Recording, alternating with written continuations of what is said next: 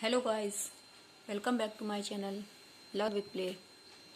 आज का टॉपिक है हमारा हैज़, हैव और हैड। तो चलिए बढ़ते अपने वीडियो पर। लेकिन वीडियो स्टार्ट करने से पहले रिक्वेस्ट है, प्लीज़ मेरे चैनल को लाइक करें, शेयर करें और सब्सक्राइब करें। तो चलिए बढ़ते हैं, देखते हैं हैज़, हैव और हैड। सबसे पहले तो हमें ये बताना चाहिए कि हैज़, हैव और हैड इन तीनों का मीन्स क्या होता है और इनको हम किन सिचुएशंस में यूज़ करते हैं।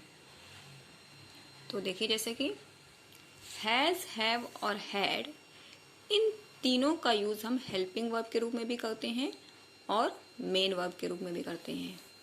आज हम सीखेंगे इन तीनों का यूज़ मेन वर्ब के रूप में। इन तीनों में क्या डिफरेंस है। तो सबसे पहले बात करते हैं हम इनके मीन्स की, इनका क्या मतलब होता है।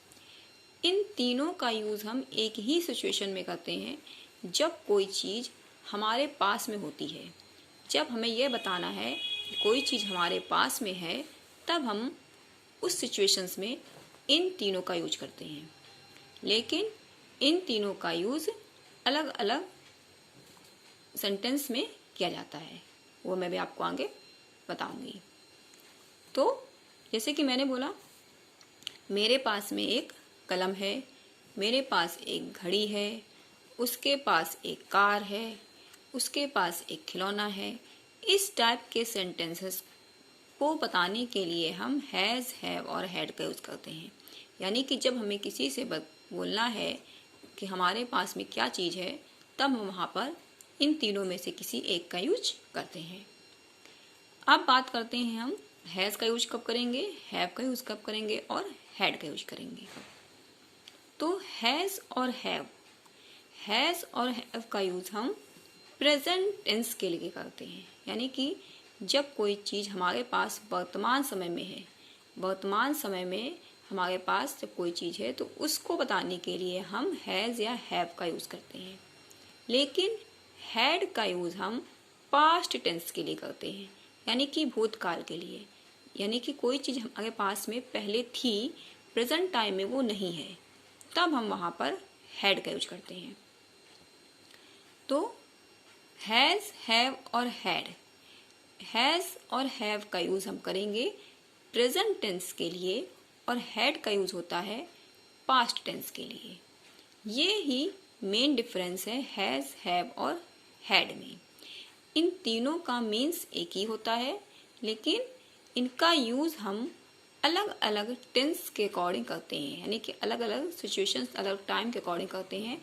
प्रेजेंट की बात होगी तो हम हैज़, हैव का यूज़ करेंगे, पास्ट की बात होगी तो हम हैड का यूज़ करेंगे।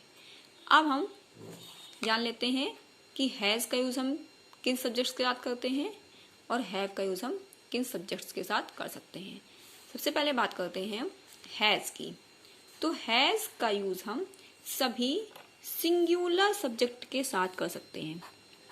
जितने भी हमारे सिंगुलर सब्जेक्ट होते हैं, वहाँ पर हम हैज़ का यूज़ करते हैं। जैसे कि ही, सी, इट, किसी का नेम, जैसे मैंने यहाँ पे लिख दिया राम, तो राम एक सिंगुलर सब्जेक्ट है। तो यहाँ पर इस तरह से हम ऑल सिंगुलर सब्जेक्ट के साथ में हम हैज़ का यूज़ करते हैं। जितने भी सिंगुलर सब्जेक्ट होंगे, उनके साथ में हैज़ का यूज़ किया जाता है।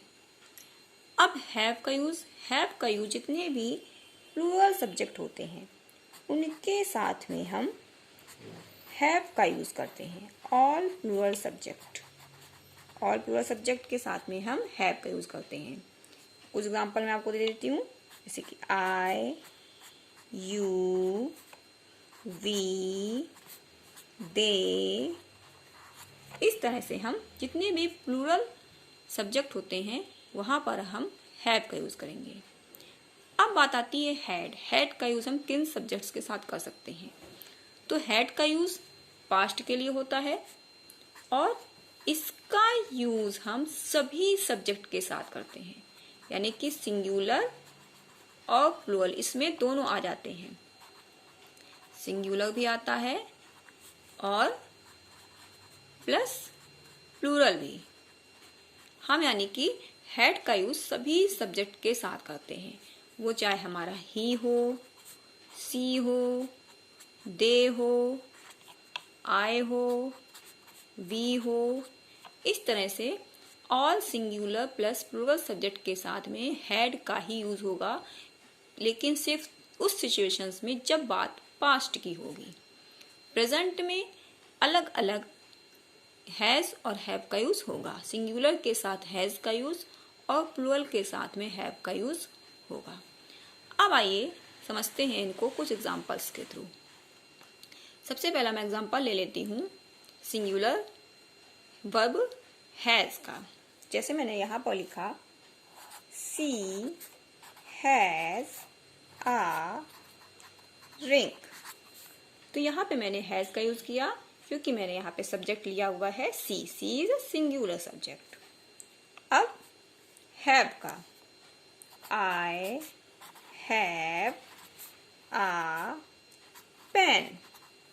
यहाँ पे मैंने आई के साथ हैव का यूज किया क्योंकि आई हमारा प्लूरल सब्जेक्ट है, इसलिए मैंने यहाँ पे हैव का यूज किया। तो हैव का यूज प्लूरल सब्जेक्ट के साथ में। और इन दोनों में ये दोनों किस टेंस के लिए यूज हो रहे हैं? प्रेजेंट टेंस के लिए, यानी कि इस समय हमारे पास में जो चीज है उसको बताने के लिए इसका यूज कर रहे हैं। मैं जैसे कि मेरे पास एक पेन है, उसके पास एक रिंग है, अंगूठी है, ये प्रेजेंट की बात हो रही है, तो ये यहाँ पर हम हैज और हैव का यूज करेंगे। लेकिन जब बात आती है हैड की, तो हैड का यूज केवल और केवल पास्ट के लिए होता है, और हैड का यूज हम सभी सब्जेक्ट के साथ करेंगे, वो चाहे आई हो, ही हो, सी हो, दे हो।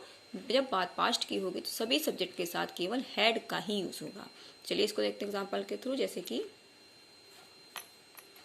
ही हैड आ रेड शर्ट। अब इसका मीन्स है कि उसके पास में एक लाल कमीज थी। अभी प्रेजेंट में उसके पास में रेड कलर की कमीज नहीं है, लेकिन पास्ट में उसके पास में एक थी, रेड कलर की कमीज उसके पास थी। तो he had a red shirt. अब दे हैड सम मार्बल्स। उनके पास में कुछ मार्बल्स थे, अभी इस समय नहीं है लेकिन पास्ट में थे। They had some marbles. इस तरह से हमने देखा यहाँ पे कि एक एग्जांपल मैं और लेती हूँ। I had a new watch. मेरे पास में एक नई वॉच थी, लेकिन अभी प्रेजेंट में नहीं है। तो इस तरह से हैज और हैव का यूज प्रेजेंट में हो रहे चीज के लिए, प्रेजेंट में जो हमारे पास है उसको बताने के लिए हैज और हैव का यूज करते हैं। लेकिन जब बात पास्ट की होती है तो वहां पर हम हैड का यूज करते हैं। सिंगुलर सब्जेक्ट के लिए हैज का यूज, प्लूरल सब्जेक्ट के लिए हैव का यूज। लेकिन हैड में सिंगुलर और प्लूरल दोनों में हैड का ही यूज होता है। जैसे कि आपने देखा यहाँ पे he had a red shirt, ये एक सिंगुलर है, सिंगुलर सब्जेक्ट है यहाँ पर। दे यहाँ पे ये प्लूरल सब्जेक्ट है, लेकिन इस दोनों में ही यूज किसका हुआ है? केवल हैड का। तो इस तरह से हम हैज, हैव और हैड का यूज मेन वर्ब के रूप में करते हैं जब हमें यह बताना होता है कि हमारे पास में कोई चीज़ है। इस टाइप के सेंटेंस को बोलने के लिए, इस टाइप के सेंटेंस को इंग्लिश में बताने के लिए हम हैज, हैव और हैड का यूज करते हैं। उसके पास में एक कलम थी, वह एक कलम रखता था, मेरे पास में एक खिलौना है। इस तरह के वाक्यों को, सेंटेंसेस को बताने के लिए हम हैज, हैव और हैड का यूज करते हैं एज अ मेन वर्ब। और ये तीनों हेल्पिंग वर्ब्स भी हैं जिनका यूज हम हर टेंस में अलग अलग तरीके से करते हैं। तो टेंस में मैं इनका यूज आपको आगे बताऊंगी। आई होप आप लोगों को आज हैज, हैव और हैड ये तीनों में डिफरेंस समझ में आ गया होगा, क्लियर हो गया होगा। तो चलिए मिलते हैं अपने अगली वीडियो पे, तब तक के लिए बाय बाय, थैंक यू।